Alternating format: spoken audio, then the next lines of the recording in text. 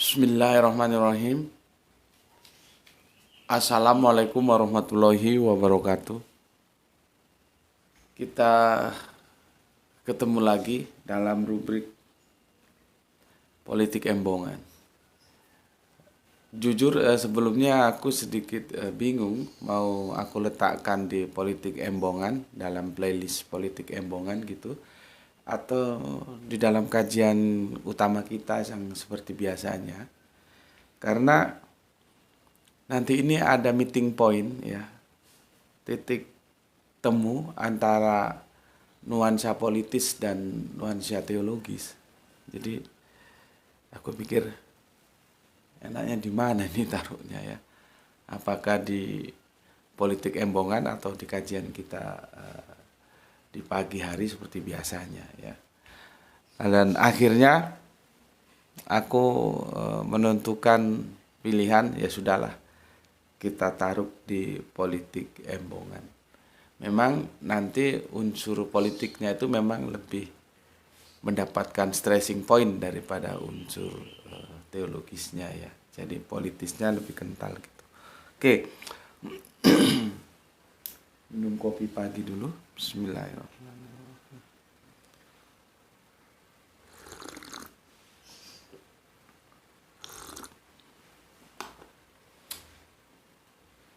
Aku cerita dulu apa yang pernah aku lakukan dalam perjalanan dakwaku beberapa tahun yang lalu ya. Jadi aku ada undangan untuk mengisi kajian Kristologi ya, dan topik-topik yang menyangkut tentang Gospel Fikr ya, perang pemikiran. Itu di Madura. Itu tepatnya itu di Sumeneb, jadi Madura yang ujung ya kan, Bangkalan, terus Pamekasan, terus Sumeneb. Itu kalau kita masuk di kota Sumeneb, Madura, itu ada salah satu masjid yang cukup bagus dan cukup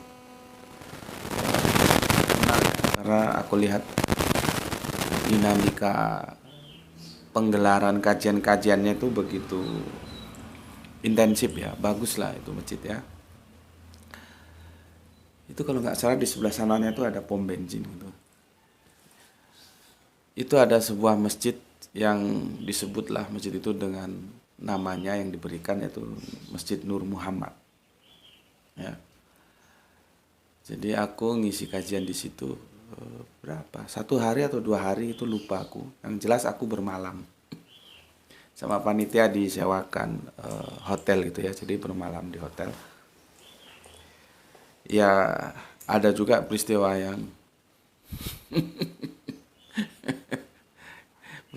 yang kadang-kadang menjadi kenangan.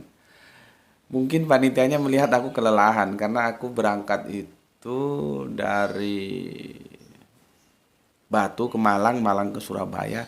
Sampai Surabaya itu nunggu bis itu yang ke Madura itu sekitar jam 10, jam 11 malam baru dapat ya. Karena nunggu lama di Terminal Bungur AC. Sampai kemudian ada bis sampai sana, sampai Sumeneb itu masuk waktu subuh.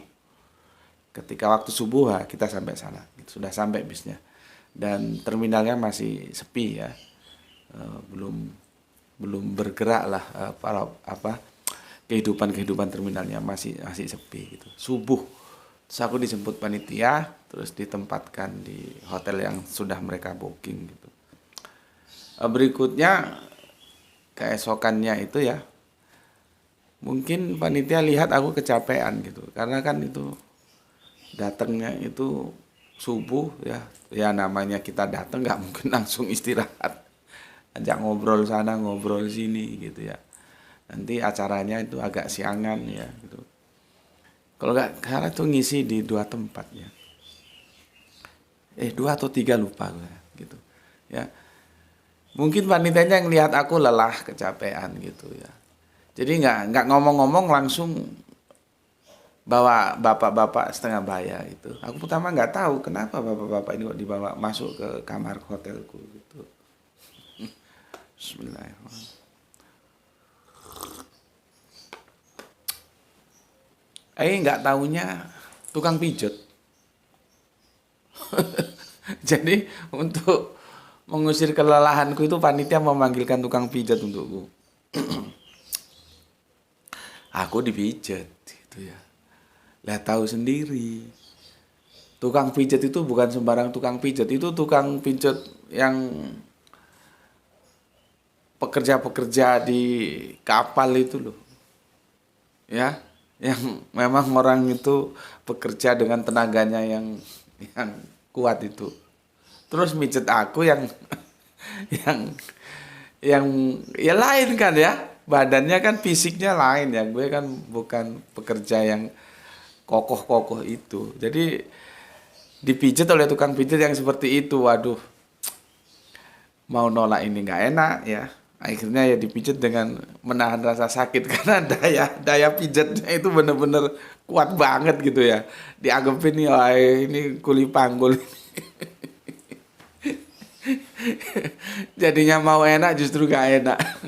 Sampai-sampai panitianya ya pakai bahasa Madura kira-kira begitulah ya. Aku menangkapnya, "Oh, jangan kuat-kuat, ini bukan kuli panggul." Mungkin begitu ya ketika mencengkram seluruh tubuhku itu kan. Ya kalau aku disamakan dengan kuli-kuli panggul ya nggak kuat lah ya. Jadi, kalau mereka memang kalau nggak kuat pijetannya justru nggak enak gitu. Oke. Sebelum aku berangkat memang aku sudah punya apa ya rencana gitu, ingin main ya menapak tilasi gitulah ya. Karena ada satu tokoh yang merupakan idolaku sebagai sosok yang menekuni dunia kristologi, yaitu semoga Gusti Allah Agung ya merahmati tidur panjangnya. Beliau adalah Romo Yai Bahauddin Mudore ya. Kalau orang-orang panggil ya, murid-muridnya panggil itu Yai Baha. Nama lengkapnya Yai Bahauddin Mudore ya. Itu kan sosok yang sangat monumental beliau ya. Fenomenal gitu ya. Maksud gue keliru ngomong. Fenomenal banget ini sosok tokoh ini. Jauh ya, jauh ketika dunia virtual belum ada. Ya.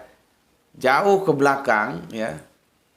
Ketika mesin ketik brother itu ya. Kalau kita pakai malam dulu zaman gue ngerjakan tugas itu jam 10 malam sampai jam 11 sampai jam 12 itu suaranya kedengaran ke teman-teman lainnya ya. Karena kita kalau kos kan satu kos-kosan banyak, ada berapa kamar gitu ya. Belum ada komputer, masih pakai brother itu tek tok gitu ya. Masih zaman-zaman itu. Gue sudah baca sebuah buku yang karena buku itu sudah banyak dicetak ulang dengan berbagai desain cover yang berbeda-beda. Yang aku baca pertama kali itu sangat sederhana dan kertasnya itu bukan kertas yang bagus yang putih tapi yang buram itu, yang HVS itu ya. Yang kalau kami dulu kalau ujian itu kan ada soal, terus ada kertas lembaran jawaban, ada kertas buram. Nah, setelah kertas buram itu bukunya yang aku baca itu sampulnya warna kuning, jadi masih sangat sederhana banget lah. Itu judulnya Dialog Ketuhanan Yesus. Itu adalah buku dialog Yai Baha dengan salah satu, ceritanya itu petugas dari Jakarta gitu ya, yang ditugaskan ke PN Garam di Madura di Sumeneb, dan beliaunya seorang Katolik ya, dan di awal mulanya bapak kita yang Katolik ini ya, itu ya sekedar ngobrol dengan Pak Sarkam ya. Kemudian Pak Sarkam ini yang menjembatani untuk terjadinya dialog antara beliaunya ya dengan Yai Baha gitu.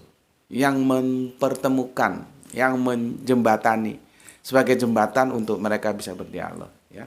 Dan akhirnya mereka berdialog, ya, dan kumpulan dialog itu dibukukan. Ya, karena kan gue juga banyak teman-teman dari Sumeneb, Madura ya, teman-teman kuliah gitu ya. Ada informasi yang masuk ke aku itu direkod pakai kaset. Dulu bukan seperti sekarang ada handphone abang rekam gampang aja.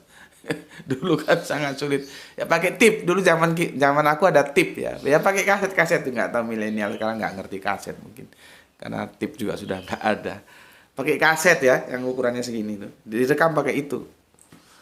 Dan itu atas permintaan Romo Yai Baha ya, supaya didokumentasikan. Dari rekaman kaset itu kemudian dicatat dan dibukukan. Nah, bukunya itu yang gue sebut tadi, Dialog Ketuhanan Yesus. Disitulah terjadi dialog antara Romo Yai Baha ya bersama saudara kita yang dari Katolik itu, dan cukup menarik dalam dialog itu sampai beliaunya tanya bagaimana Yai Baha itu bisa mengerti ayat ini tempatnya di sini, bunyinya begini, dan hafal luar kepala semua. Dan di situ Yai Baha dengan jujur mengatakan, nanti saya jelaskan untuk tentang yang seperti ini gitu ya. Artinya itu melibatkan sisi-sisi yang kalau gue bilang itu apa ya, transrasional lah begitu ya. Jadi apa yang dilakoni Yai Baha itu tidak sama dengan yang aku lakoni. Nggak sama dengan apa yang dilakoni oleh ada sesepuh berikutnya ya, yang juga terkenal ya, Pak Abdullah Wasian ya. Nggak sama.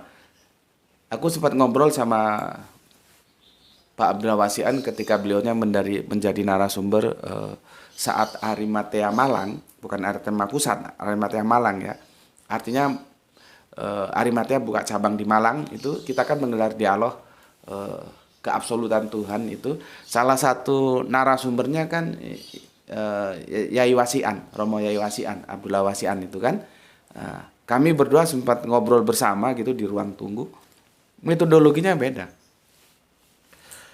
Aku Romo Yai Wasian itu metodologinya natural. Ya. Belajar, baca. Kalau Romo Yai Baha enggak begitu ya. Metodologinya beda ya, enggak pakai baca. Sulit memang untuk dijelaskan karena itu menyangkut hal-hal yang transnasional. Jadi tahu di mana ayat ini bunyinya apa, di mana hafal sampai teman dialognya yang Katolik itu tanya kok bisa begitu ya. Dan setelah aku ngisi kajian di sana kan ngobrol dengan, jadi ternyata Yai Baha ini meninggalkan banyak santri, tapi karena waktunya sudah lama, era Yai Baha itu kan era lama. Ketika aku ke sana santrinya ya sudah sepuh-sepuh semua. Biasanya itu ngisi kajian itu kan nggak langsung selesai ya. Gue ngisi kajian ya, sebelum dan sesudahnya mesti ada obrolan-obrolan, dan itu juga memakan waktu panjang. Ya, setelah acara resmi kajiannya. Nah, disitulah aku ngobrol dengan para santri-santrinya Yai Baha itu. Mereka membacakan satu buku yang mereka diskusikan. Aku belum sempat baca bukunya, itu tentang membicarakan dunia-dunia dari sisi lain gitu lah ya. Ya, bukan hal-hal yang bisa kita indra itu ya. Metafisika. Judulnya tentang, berarti kalau fisik itu fisik ya, meta itu dibalik. Jadi ini metafisika ya, itu didiskusikan seru di antara para santrinya itu. Karena kan pas ada kajian kristologi, mereka alumninya dulu pada ngumpul. Akhirnya ketika kita ketemu setelah acara resmi, aku ngisi kajian sekitar ya 2 jaman lah ya. Setelah itu kita ngobrol lagi, dan itu lama ya. Mereka mendiskusikan buku metafisika itu, hal-hal metafisika yang disusun oleh Yai Baha, dan aku belum sempat membacanya dan aku belum tahu kemana harus mendapatkan buku itu. Dan asik juga di obrolan-obrolan itu. Nah, Yai Baha itu menggunakan metodologi yang disebut metafisika. gampangnya kalau secara akademisnya begitulah untuk disebutnya. Nanti kalau aku bilang ilmu laduni juga itu masih sulit untuk dipahami apa itu ilmu laduni. Kalau aku dikajari laduni itu ilate kudu muni gitu. Ya. Jadi intinya beliaunya menggunakan metodologi yang tidak umum digunakan sebagaimana orang pada umumnya ya. Kalau aku Romo Yai Wasian itu belajar umum ya, kalau beliaunya enggak. Dan beliaunya ternyata tokoh Muhammadiyah Sumeneb. Sebelum itu gue pikir Sumeneb ya NU gitu. Ternyata ada juga Muhammadiyah. Komunitas Muhammadiyah di sana juga ternyata ada, dan beliaunya adalah tokohnya. Kalau nggak salah alumni sekolah tinggi kehakiman gimana gitu ya, tentang hukum lah ya, bidangnya di sana ya. Dan itu sudah aku rancang sebelum aku berangkat, gue pingin napak tilas lah. Ya, gue pingin napak tilas ya. Dan alhamdulillah gue sempet napak tilas, kalau siang kan nggak sempet ya. Acara dari satu kajian terus ke kajian, kalau nggak salah 2 tempat kita ngisi kajian itu ya. Dan resmi gitu, ada panitia-panitia, kadang-kadang habis acara diajak makan kemana gitu juga kan, kita nggak begitu bebas. Tapi aku tetap mengincar, gue pingin tahu sih napak tilas ke tempatnya Yai Baha gitu ya. Akhirnya kesempatannya itu bisa terjadi itu di malam hari. Malam hari setelah sama panitia diajak makan malam, gue curi waktu. Tolong dong gue anterin. Ya aku kan nggak ngerti di mana rumahnya. Ada satu panitia yang asik gitu ya, artinya nggak terlalu formal gitulah ya. Tolong dong dianterin ke rumahnya Yai Bah itu yang mana gitu. Pingin tahu gitu. Akhirnya sama panitia diantar gitu. Kami kalau nggak salah bertiga ya, jadi nggak banyak gitu, nggak bertiga ya, diantar. Rumahnya itu masuk, jadi bukan di jalan utama, masuk ada gang gitu ya, tapi ya tetap dalam lingkungan kota dan bersih gitu ya. Dan rumahnya masih bersih, masih terawat ya. Rumahnya Yai Baha itu masih meskipun sepi. Aku tanya, katanya ada ya yang ditugaskan untuk menjaga rumah itu, kira-kira begitulah ya. Ya tukang kebunnya atau segala macam apalah gitu ya. Kalau tamannya nggak ada sih ya, karena rumah perkotaan ya, sekedar ada pohon-pohon gitu. Dan aku masuk ke, biasa kan, apalagi beliaunya kan yai gitu ya. Di sebelah kanan rumahnya itu ada seperti langgar atau musola ya. Budaya-budaya Jawa, budaya-budaya Madura kan gitu, di depan rumah itu ada langgar gitu ya. Apalagi beliau seorang kiai kan. Aku sempat masuk ke langgarnya ya. Kalau ke rumahnya enggak, dan aku juga kan yang perlu kan, kalau rumah mungkin ya agak privasi ya. Aku memang masuk ke langgarnya saja, dan aku kira itu lebih aku butuhkan ya, untuk melihat bagaimana gambaran sosok seorang kiai yang fenomenal ini. Ketika kristologi belum seperti sekarang. Itu beberapa tahun ke belakang jauh, orang gue masih mahasiswa, gue sudah baca bukunya kok. Waktu gue diundang ke sana, gue ya sudah wisuda, gue sudah melanglang buana ya. Tapi gue baca buku hasil diskusi itu yang akhirnya saudara kita Katolik itu bersahadat to be Muslim, dan itu sama keluarganya, jadi satu keluarga ya. Kalau nggak salah Pak Antonius Widuri atau siapa gitu namanya, satu keluarga akhirnya bersahadat masuk Islam ya. Nah bukunya itu gue baca, gue masih mahasiswa, berarti kan lu bisa pikirin dong berapa lama ke belakang. Nggak seperti sekarang ada YouTube, ada WA, ada Instagram, ada semuanya ya. Kita lihat bagaimana dunia kristologi itu alhamdulillah semakin berkembang. Ini belum ada seperti sekarang ini. Beliaunya sudah ya menekuni kristologi itu. Artinya kalau misalkan dibikin sebuah sejarah siapa Bapak Kristologi Indonesia, sepertinya beliau, karena beliau sebagai pionirnya. Baru nanti eranya Pak Abdullah Wasian dan berikutnya. Ya. Jadi pionirnya sepertinya kalau kita lihat jenjang waktunya Pak Yai Baha ini. Dan ini supranatural ya, transrasional ya. Jadi jangan tanya gimananya, aku sendiri nggak bisa menjelaskan.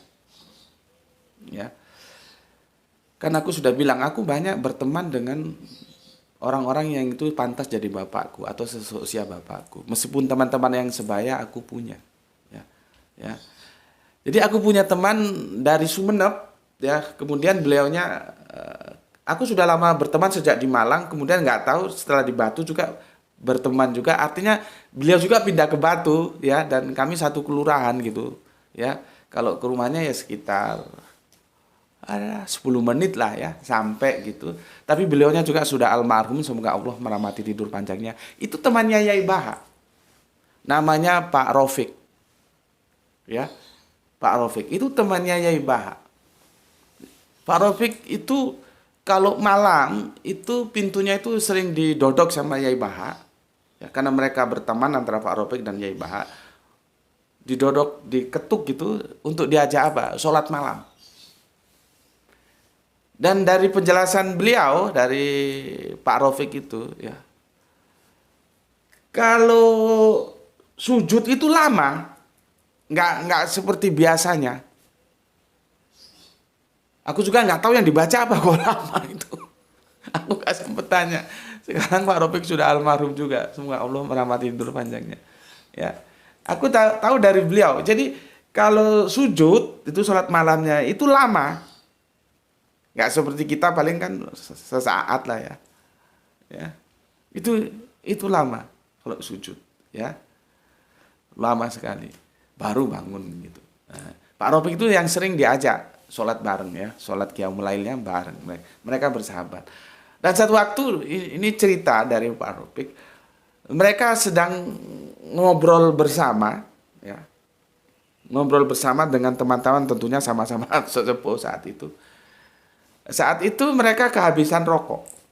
Ada salah satu tamu itu kehabisan rokok, ya. Rokok itu kalau disingkat nama rokoknya GNG ya. GNG yang 16 batang itu, yang dulu sangat terkenal. Sekarang ya mungkin terkenal ya karena aku nggak perokok sih, jadi nggak tahu. Ya.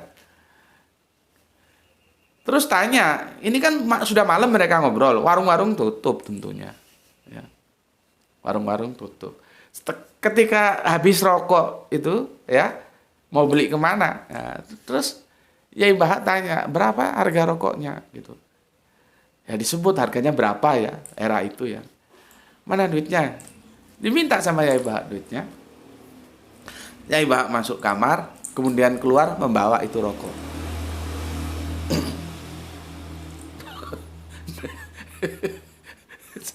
Rokoknya dari mana itu? Ya nggak tahu. Ya Baha ambil dari mana? Yang jelas duitnya mana ya dikasih. Ini seharga rokok itu, terus ya Baha masuk kamar. Ya Baha keluar kamar, rokoknya dikasihkan. Seperti itu. Ya, itu aku dapat cerita dari Pak Rofik ya. Terus aku dapat cerita lagi dari, kalau Pak Rofik itu pernah tinggal di Sumeneb. Ya, jadi mereka bertetangga. Kalau yang satunya nih gue nggak tahu apakah pernah tinggal di Sumeneb juga ya. Kalau ini teman dakwah, yang ini ya meskipun lebih tua tapi teman dakwah, jadi nggak beda jauh lah usianya ya. Kalau Pak Rofik ini sudah sepuh, ya bapak saya lah gitu ya. Dia cerita Yai Baha itu kan juga ngajar, guru ya. Dia gambar bunga sakura gitu ya. Terus digambar dulu kan masih pakai kapur papan tulis hitam. Nah, terus dijelaskan kepada muridnya, ini gambar bunga sakura loh ya. Kalau mau tahu bunga sakura yang benar ini, ditunjukkan bunga sakuranya yang benar. Kalau itu gambar ya bilang. Ya itu sisi lain yang metafisika yang aku dapatkan, tapi cerita ya, cerita. Artinya aku bukan saksi mata ada di situ ya. Tentunya kalau kamu bertanya bagaimana cara menjelaskannya, aku juga tidak mampu. Itu hal-hal yang metafisika dan bukunya itu belum sempat aku baca seperti yang didiskusikan oleh para santrinya. Nah, ketika Yai Bahaudin berdiskusi itu tidak menutup kemungkinan dan sangat memungkinkan menggunakan hal-hal yang metafisika. Jadi nggak perlu aku misalkan aku kan harus belajar buka Bible, surat Roma, surat apa itu kiriman Paulus untuk mana Tesalonika, terus Matius, Markus, terus Perjanjian Lama, ada Ulangan, Bilangan. Nah, itu semua aku baca. Umum. Kalau Yai Bah nggak umum dan itu nggak bisa didiskusikan. Gimana kok bisa begitu ya entah. Tapi bisa begitu ya. Oke, berikutnya ya aku masuk ke rumahnya ke bagian langgar atau musola itu bersih langgarnya. Besi. Temboknya itu masih pakai bata yang tebel-tebel itu. Bata kalau orang Jawa bilang loji, omah londo. Bangunan Belanda itu kan kalau nggak tahu kalian ngerti nggak ya. Coba pergi ke markas-markas tentara atau militer yang itu bangunannya Belanda, ya. Nah, batanya seperti itu.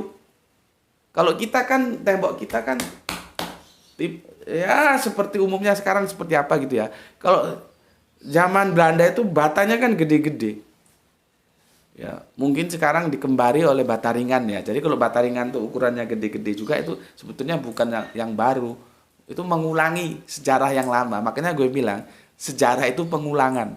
Hanya ruang dan waktunya saja yang beda berikut pelakunya. Termasuk bata itu ya. Jadi langgarnya itu bersih gitu, dicat putih, kapur putih dan nuansanya masih nuansa kuno ya. Jadi kesimpulannya itu rumah, itu langgar terawat karena memang ada orang yang diupayakan untuk merawat itu rumah. Jadi alhamdulillah aku sudah menapak tilasi meskipun hanya ketemu rumahnya karena beliaunya memang sudah almarhum. Oke, satu lagi yang supaya aku tidak lupa, ada sosok yang juga sudah almarhum. Jadi mereka orang-orang hebat ya. Yai Bahaudin, Pak Ropik, terus ini satu lagi Pak Heri. Pak Heri ini adalah sesepuh Arimatea Samarinda. Dia seumuran dengan SBY. Ya, selisih berapa? 1 hari atau berapa gitu. Juga sudah almarhum, semoga Allah merahmati tidur panjangnya. Yang aku pernah ceritakan, Pak Heri ini itu kan dulu dia camat ya. Setelah itu pensiun dan asiknya kalau aku dengar cerita dari beliaunya selalu melakukan siar ya dalam tugas-tugasnya, bahkan setelah selesai tugas ya aktif dalam dakwah sesuai yang apa bisa beliau lakukan. Nah, contohnya Pak Heri ini, almarhum Pak Heri ini, sesepuh Arimatea Samarinda, itu ya, itu nggak bisa kristologi, nggak ngerti dia. Jadi kalau aku ngisi kajian, misalkan diundang ke Samarinda, dia ya dengerin gini, ya diperhatikan. Cuman ya karena sudah sepuh nggak mungkin belajar lagi gitu ya. Cuman nggak mau nguasai, ya. Itulah yang dia bilang, mesti kalau misalkan mepet aku berdua itu dia sering ngobrol gitu ya. Ini sudah juga sepuh sudah gitu ya. Dia bilang gini, Mas Koco, ada apa Pak Haji gitu. Aku manggilnya kan Haji Heri gitu. Kemarin aku tembak 1 kena 3. Nah, dia istilahnya begitu, tembak 1 kena 3 gitu. Jadi maksudnya begini, beliaunya itu nggak bisa kristologi, terus dakwanya itu gimana? Beliau beli buku. Salah satunya buku Yai Bahaudin Mudori ini yang dialog ketuhanan Yesus. Karena bahasanya sangat sederhana, artinya orang awam pun gampang ngerti itu buku memang sederhana banget bahasanya ya. Beli buku, kalau dia nggak ada duit dia minta teman-temannya yang dulu sama-sama menjabat atau minta kepada yang dia anggap punya kemampuan secara finansial untuk bersolawat terhadap langkah dakwah beliau ya. Ada yang transfer duit, ada yang langsung buku, itu yang dia bagikan. Jadi kadang-kadang dia beli buku sendiri, kalau pas ada duit, kalau nggak ada duit minta bantuan teman-teman yang memang pantas untuk dimintai bantuan untuk membelikan itu buku ya. kadang-kadang ditransfer atau kadang-kadang juga langsung dikirim buku. Nah, itu nanti dia distribusikan. Nah, kalau dia ngomong, Mas Koco, kemarin saya tembak 1 kena 3. Itu artinya ada 1 anak dikasih buku itu, akhirnya yang bersahadat 2 bersama saudaranya yang lain. Itu pernah terjadi. Gitu. Jadi dia modelnya buku itu ditaruh meja gitu. Ya sengaja memang dikasihkan, disebar. Gitu. Gue kadang-kadang berpikir loh, apakah ini, tapi ini transnasional ya. Kenapa ya? Jadi bukunya Yai Bahaudin Mudori itu sudah banyak membuat orang bersahadat. Itu loh. Gue jadi mikir gini, ini baru bukunya ya. Kok bisa sampai spektakuler seperti itu gitu. Ada hal-hal apa di balik buku ini gitu. Ya. Ada hal-hal apa kan gue juga jadi heran. Karena Pak Haji Heri itu bukan 1-2 kali mensahadatkan orang lewat buku itu. Padahal yang nulis buku sudah kagak ada loh, tapi bukunya masih mempunyai kemampuan seperti itu. Ketika orang baca bersahadat. Gitu. Ya. Oke. Itulah sisi lain yang aku coba korek. Aku langsung ke rumahnya, ke tempatnya, kediamannya Yai Bahaudin Mudori. Akhirnya, pada satu perenungan, aku bertanya kepada teman-teman di Sumeneb, siapa yang meneruskan dakwah beliau? Bismillah.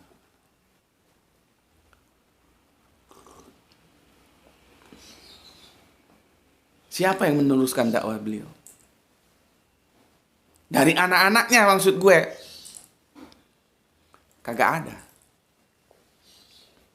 Nggak ada yang meneruskan. Itu menjadi pemikiran yang memukul diriku sendiri loh ya. Karena apa? Banyak teman-teman dakwah yang sudah bapak-bapak ya, dari teman-teman dakwahku itu anaknya juga nggak berkecimpung di dakwah loh.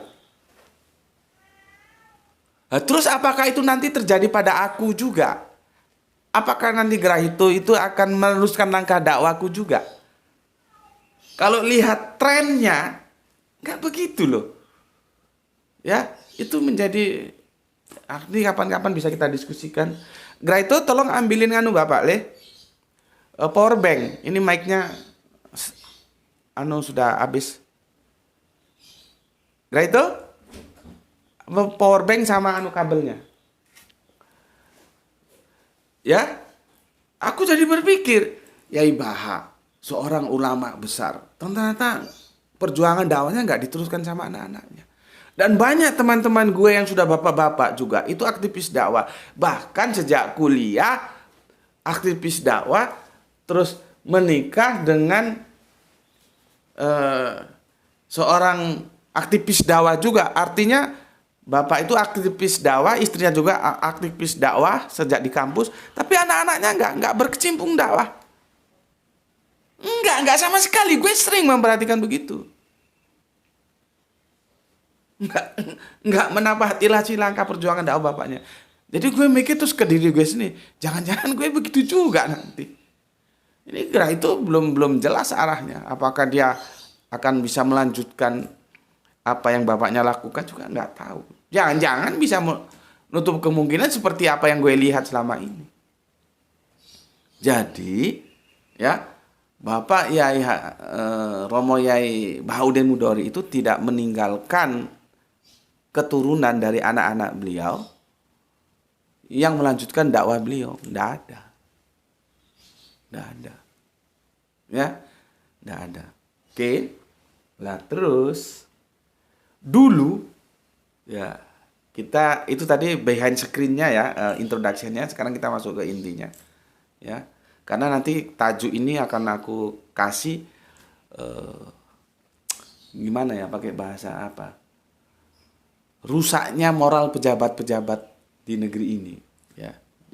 Yang itu bisa kita lihat bagaimana, kalau bisa dikatakan indeks lah ya. Seperti apa aja kok pakai indeks. Indeks korupsi di negara kita ini menjijikkan dan mengerikan, ya. Nanti ke sana kita ya. Tadi itu sudah setengah jam berlalu, itu masih introduction-nya. Nanti ke sana kita. Tibalah satu waktu beberapa tahun yang lalu sebelum yang sekarang presidennya ini ya, masih presiden yang dulu sebelum yang sekarang ini ya, tersebutlah sosok ya yang itu dari Sumeneb. Gue nggak tahu daerah pemilihannya mana, tapi dia dari Sumeneb dan dia putranya Yai Bahaudin Mudori. Yang gue nggak tahu itu dari ibu yang mana, karena maybe poligami ya. Itu dari ibu yang mana? Karena ada salah satu putrinya itu menjadi teman akrab kawanku waktu kuliah dulu. Ya, kalau yang ini putranya ya dari Bapak Yai Bahaudin Mudori itu menjadi DPR dari partai yang berkuasa saat itu. Ya, warna partainya biru. Ya, biru, bukan yang merah, bukan biru. Kan itu berkuasa, ketua partainya jadi presiden nggak salah 2 periode juga kan itu. Ya, di situ dia menjadi anggota DPR RI ya dengan nama Aksanul Kossasi. Jadi Kang Mas Aksanul Kossasi ini itu putra Yai Bahaudin Mudore. Ya. Orangnya cool, kalem, bagus lah. Ya. Jadi gue lihat anak-anaknya itu justru masuk ke dalam ini dunia politik ya. Nggak dakwah, terus ada yang bisnis pom bensin atau apa gitu dah ya. Jadi semuanya tidak ada yang masuk menjadi kristolog atau apa, nggak ada anak beliau itu ya. Nah, kita sekarang fokus ke Kang Mas Aksanul Kossasi. Sebelum peristiwa ini gue dikirimin videonya dan dikonfirmasi dari teman gue yang juga dari Sumeneb. Cuman dia teknik mesin, kalau gue teknik industri ya. Dia juga kakak kelasku 2 tahun atau 3 tahun. Ya, gue dikirimin videonya. Ya, tapi sebelum peristiwa ini gue sudah tahu kalau Aksanul Kossasi itu putranya dari Yai Bahaudin Mudore. Pada waktu itu dia menjadi DPR RI dari salah satu partai penguasa saat itu yang ketua partainya jadi presiden 2 periode. Warna partainya biru. Ya. Aku lihat di situ ya bagus, ya bagus lah, cool, kalem, confident gitu ya. Ya anak yai. Bagus lah, asik. Ya. Tiba-tiba gue dikirimi video ya. Graito, tolong ini supaya nampak sini. Ini videonya dan gue sudah screenshot ya. Diduga terima 40 miliar. Aksanul Kossasi, anggota BPK, jadi tersangka korupsi BTS.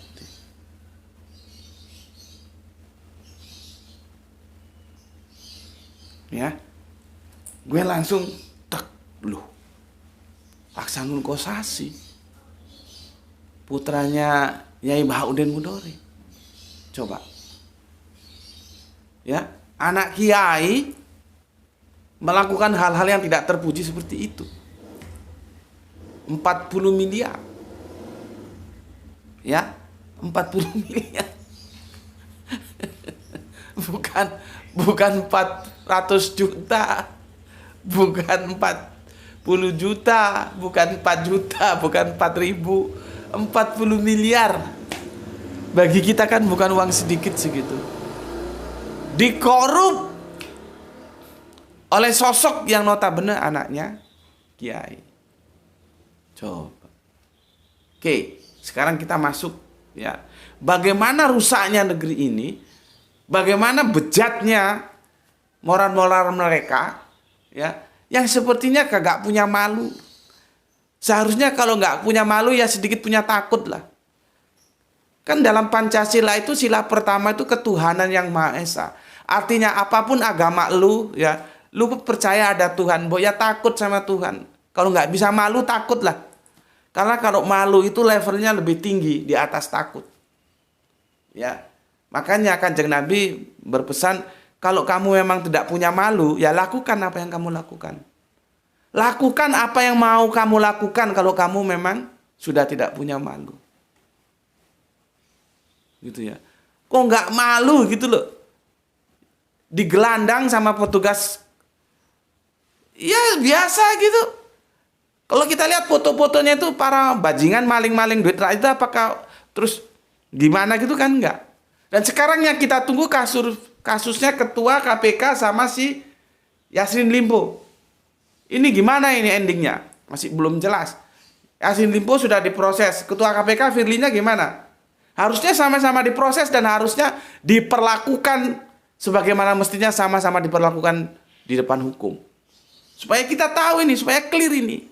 Tapi jauh hari sebelumnya gue sudah ingatkan di Mampir Ngombe yang keberapa itu, gue kan sudah bilang, ya tertangkapnya ya si Menteri Pertanian ini dari Partai Nasdem ini yang dulu janji katanya kalau anggotanya korupsi mau dibubarin, sekarang sudah 2 korupsi dan itu nilainya mengerikan semua, bukan uang kecil, ternyata ya membalik lidah. Kalau gitu bagaimana kita mau percaya? Bagaimana? Omongan seorang ketua partai membalik lidah, mengkonfirmasi bukannya melakukan apa yang sudah dia bilang. Katanya kalau kadernya ada yang korupsi mau dibubarkan. Kalau dia gentleman, bubarkan itu partai. Bubarkan. Nanti bikin lagi, nggak apa-apa. Tapi apa yang sudah diucapkan itu laksanakan, gitu loh. Itu baru gentleman. Lah kalau model kita nunggu, ya, nunggu kapan kenyataannya, nggak dibubarkan, justru mengkonfirmasi, oh maksudnya begini, maksudnya begitu. Itu kan omongan lu. Makanya ketika ucapan dan tindakan tidak menjadi satu, itu repot sudah. Harusnya dia minta maaf. Kalaupun mengkonfirmasi, itu hanya mengkonfirmasi tidak maaf. Harusnya ngomong minta maaf. Kemarin saya salah ucap. Gitu loh. Ini sudah nggak minta maaf, tambah melakukan pembenaran-pembenaran. Ya, harusnya dibubarkan itu partai. Karena apa yang dia ucapkan seperti itu. Apabila ada yang korupsi dibubarkan, nyatanya enggak. Gitu. Oke, sekarang kembali ke sini, ya. Korupsi ini sudah merajalela. Yang terakhir kita menunggu. Seharusnya antara ketua KPK dan Menteri Pertanian itu diberlakukan sama. Jadi hukum itu tetap berjalan. Di kepolisian jalan menangani kasusnya si ketua KPK, terus di KPK-nya jalan menangani kasusnya si Menteri Pertanian ini. Makanya gue kan ngomong, sebetulnya terungkapnya ini penegakan hukum atau ini pertarungan politik. Tolong nanti di kolom komentar kamu tulis. Artinya kalau ini pertarungan politik, kalau mereka tidak bertarung, lewat ini barang. Kita rakyat tidak tahu kalau ada korupsi bajingan sebegitu mengerikan dan begitu menjijikkan. Tapi karena mereka sekarang sudah tidak satu kubu, artinya saling buka. Karena sama-sama megang kartu truf. Lu buka, gue buka. Makanya kan, yang satu jadi pesakitan di KPK, yang satu menjadi pesakitan di kepolisian. Cuman nggak tahu ini kasusnya gimana. Harusnya sama-sama berjalan, dua-duanya berjalan. Nggak harus saling tunggu dulu. Gitu ya. Harusnya sama-sama berjalan. Kalau sama-sama bajingan ya sama-sama dihukum. Kan gitu seharusnya. Supaya kita percaya terhadap penegakan-penegakan hukum. Nanti kalau ini cuma sekedar say hello saja, parah. Parah. Jadi sesuatu yang menjijikkan adalah pejabat-pejabat yang sudah tidak malu lagi, tidak takut akan Gusti Allah yang mau agung, gitu kita menyebutnya, atau kalau bahasa umumnya tidak takut akan Tuhan, itu yang merusak bangsa ini. Ya, korupsi merajalela dan indeksnya tidak juga turun. Bukan indeks saham loh ya. Indeks korupsi itu tidak bisa turun. Sampai sekarang. Seharusnya kan ada aturan main yang disepakati KPK ad hoc ya, berapa tahun? Per 5 tahun. Per 5 tahun dievaluasi. Hasilnya ada enggak? Nanti dibikin lagi, mau diperpanjang, diskusi lagi, oh ya perpanjang 5 tahun lagi. Kan begitu. Ini kita lihat, jangan sampai KPK itu menjadi alat politik. Itu loh. Jangan sampai menjadi alat politik. Kalau KPK menjadi alat politik, kasus-kasus korupsi itu yang kita lihat di depan mata itu sebetulnya bukan penegakan hukum, tapi pertarungan politik. Jadinya kan begitu. Jadi seperti tadi, kalau mereka nggak bertarung, ya aman saja. Itu loh. Ya, bayangkan bagaimana sejak dahulu kala hingga kini, kok belum kapok-kapok. Itu maling-maling duit rakyat, koruptor, bajingan itu kok masih bercokol saja. Itu loh. Gimana bangsa ini akan tidak terpuruk kalau begitu modelnya? Ya, ya ada rasa malu. Dalam keberagamaan itu diajarkan, lu malulah. Jadi maling tuh malu. Ya. Di sini enggak, dipoto-foto, dimuat, ya biasa aja gitu. Tambah punya duit, undang pengacara berapa transaksinya, oke, itu jadi pengacara gue gitu. Ini surat kuasanya gitu. Dan pengacaranya ya mau aja. Coba. Sudah maling gitu loh. Jadi pengacaranya maling itu loh, mau coba gimana coba. Nggak tahu mau dari sisi mana kita membangun negeri ini supaya berjaya. Ya. Oke. Aku kira sampai di situ dulu ya.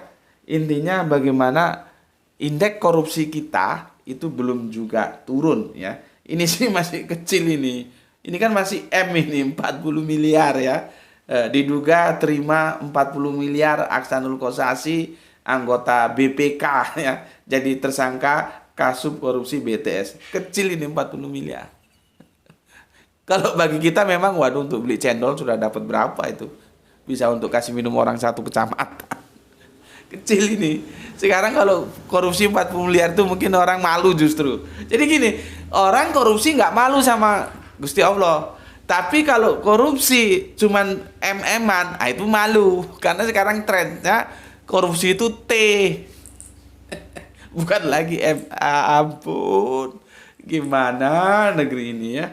Ya itulah nasib bangsa kita ya. Semoga kita bisa tetap menarik pelajaran dan jangan berputus asa, tetap aja berusaha. Suatu waktu bangsa kita ini akan menjadi bangsa yang baik ya, di mana para pemimpin-pemimpinnya juga semua baik, dan itu akan didukung para ulama-ulamanya juga harus baik.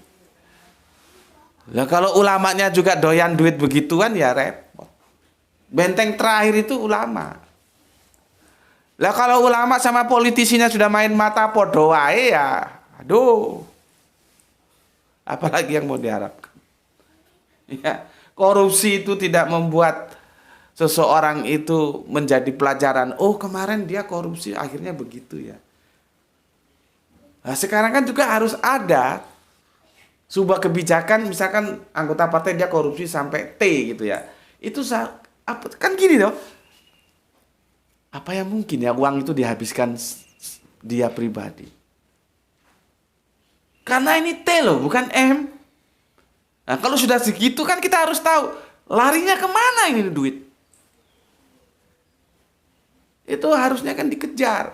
Nah, terus kalau terbukti bahwa larinya aliran dana itu ke partai, partai itu harus dibubarkan. Supaya menjadi pelajaran bagi partai-partai yang lain. Sekarang ini enggak ada partai anggotanya korupsi sampai sekarang raib. Coba. Kok bisa raib itu dicari nggak ketemu atau memang nggak dicari itu coba. Orang biasanya polisi-polisi kita nyari apa saja bisa ketemu kok. Nyari koruptor yang satu ini nggak ketemu. Dari partai yang warna merah itu kan nggak ketemu sampai sekarang. Kemana orangnya? Ya. Dicari nggak ketemu atau memang nggak dicari. Jadi kacau ya. Ya itulah ya, sampai di sini dulu. Menjadi keprihatinan kita bersama bagaimana bejatnya moralitas ya pemimpin-pemimpin kita ini yang masih doyan-doyan korupsi ya. Mbok ya kapok gitu loh ya, mbok ya sadar, mbok ya punya rasa malu lah ya. bagaimana sebuah bangsa itu tidak akan bisa berjaya selama korupsi-korupsi ini terus bercokol. Dan yang membuat gue heran itu tadi, kok nggak belajar dari masa lalu. Gitu loh ya. Bahwa hidup ini namanya aja tempat tinggal. Dunia ini disebut tempat tinggal. Kenapa? Dia suatu tempat yang satu waktu you suka tidak suka akan you tinggalkan. Ketika you tinggalkan, you tidak akan bawa apa-apa kecuali amal soleh. Ya, makanya seharusnya ya, begitu pelantikan DPR, MPR, ya, menteri-menteri, terus apa itu pejabat-pejabat BUMN dan segala macam lah ya, stakeholder pemerintahan ini itu dikasih penataran seharusnya. Kalau yang ya sesuai agamanya masing-masing. Kalau yang Kristen ya dipanggil no yang Kristen, yang Islam dipanggil no yang Islam, yang Hindu dipanggil no yang Hindu, yang Buddha dipanggil no yang Buddha. Ya. Supaya memberikan wejangan gitu loh, pembekalan gitulah ya. Untuk mereka tidak melakukan hal-hal yang tercela ya, khususnya korupsi ini. Dan itu harus disampaikan oleh mereka-mereka tokoh-tokoh agama yang memang kredibel. Lah kalau tokoh agama sendiri doyan amplop terus gimana? Is podo ae gitu. Ya, itu perlu dipikirkan loh. Ya. Karena apa? Sumpah jabatan itu sudah nggak mempan lagi sepertinya. Padahal Al-Quran tuh di atas kepalanya. Tapi ya setelah sumpah ya selesai. Besok ya korupsi lagi. Gitu. Kan kalau dilantik jadi pejabat itu kan disumpah itu. Tapi kan sudah say hello aja itu. Nggak pernah diperhatikan. Ya. Nah, sekarang coba ditingkatkan, ya, dikasihkan pembekalan kerohanian, ya, bahwa korupsi itu adalah sesuatu yang menjijikkan dan itu merusak bangsa ini. Oke, sampai di sini dulu ya. Ada stressing point yang harus kita perhatikan bahwa korupsi belum benar-benar turun, ya, indeksnya terus meningkat di negeri ini, ya, itu yang harus kita perhatikan. Oke, sampai di sini dulu, sampai ketemu lagi di rubrik kita yang playlistnya dibikin sendiri, yaitu Politik Embongan. Matur nuwun. Assalamualaikum warahmatullahi wabarakatuh.